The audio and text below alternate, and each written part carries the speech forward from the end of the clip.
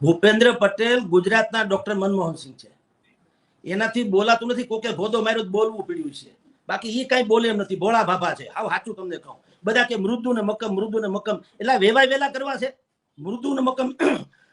શાસક હંમેશા કઠોર હોવો જોઈએ, નિષ્પક્ષ હોવો જોઈએ, પ્રજાલક્ષી હોવો જોઈએ અને પ્રજાના કલ્યાણ માટે ગમે તે પગલા ભરવા. પ્રજા વત્સલ શબ્દ છે. રાજા ગોંડલના રાજા થઈ ગયા છે એનાથી માંડી અને ભાવનગરના રાજા માટે આગળ એક શબ્દ વપરાય છે, પ્રજા વત્સલ. હાવ સાચો શબ્દ તો એ છે.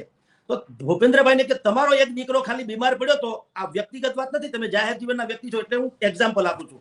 એમના દીકરાને કંઈક પણ બીમારી લાગુ પડી હતી, અહીંથી લંડન સુધી જવાનું હતું, કેમ બધું થઈ ગયું હતું એની વ્યવસ્થા રાતોરાત.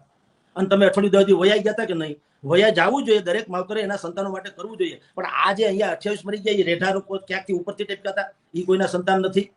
એ શું હતું? તો તમને તમારા છોકરા માટે જેટલી લાગણી ને સ્પર્શી તમે 10 દી પછી ગયા હતા તમારા છોકરા બીમાર પડ્યા પછી, તો અત્યારે તમે જેમ કહો છો કે આજે પહેલી વાર બોલ્યા, તમે બોલો તો ખરા. અઠવાડિયું બોલતા 15-20 દી થયા, બોલો કે આ કરુણા સર્જાણી છે. કેવું કહેવાય? આવું હોય. એક ભાઈને છે ને, એક ભાઈ આવીને લાફો મારી ગયા, તો ઓલાએ કીધું ભાઈ શેનો મને લાફો માર્યો? કે આને મને 15-20 દી પહેલા એમ કે ભૂંડના હારે સરખાવ્યો તો તમે ભૂંડ જેવા છો. તો કે આજે શું કેમ માર્યો? કે મેં જોયું આજે ભૂંડ કેવું હોય. આ એના જેવું છે.